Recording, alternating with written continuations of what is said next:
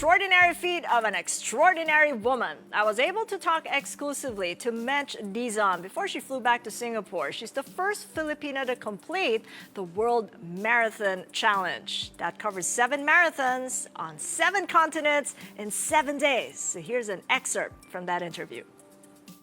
It was the most epic adventure ever. It's been on my mind to join this since 2015 when I first found out about it. So when it finally happened, it felt so surreal, but it also felt that it was the right time for me to be doing this adventure now that I'm in my 40s. Why would you say it's the right time?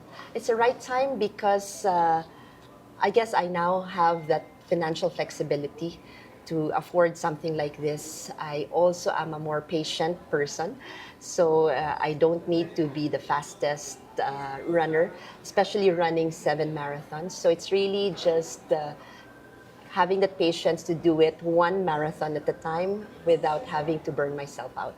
Yeah, but this is priceless. I mean, you got to show us what you brought home here. My goodness, Yeah, all it's a the lot. medals. I'm sure the customs people just kind of asked, are you selling? Yeah, what are these like metals? Yes. So this is the one that you got in the World Marathon Challenge. Yes, so this is the main medal, Right. and this is the completed medal after 7 races. But each of the races, you get 1 medal. Right. A medal in Antarctica, in Africa. So each marathon is a victory by itself. It is, my goodness. So by the end of the trip, you were maybe 10 kilos heavier coming home here in And the lighter Philippines. with all the running.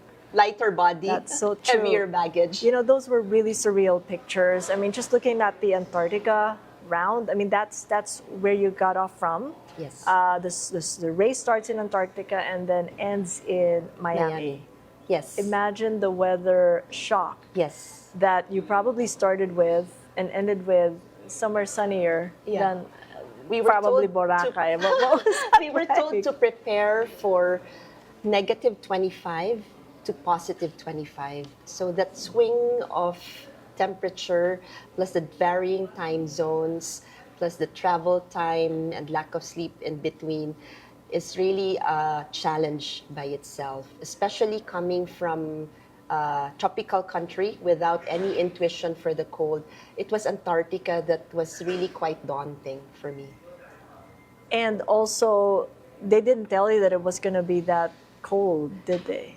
They did. They told us it might range from negative 5 to 25. And I don't know how to deal with negative 5 nor 25. So what I did was I tested my gear.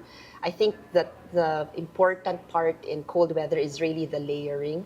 So I made sure to test my gear beforehand, whether I had the right technical materials, the right layering, and tried running in cold weather. The closest to Southeast Asia would be Japan in December. So that's where I tested my gear. Right, I thought you went inside a fridge to test it. I was tempted in an ice plant and just did, try okay. running there. That would have been an option.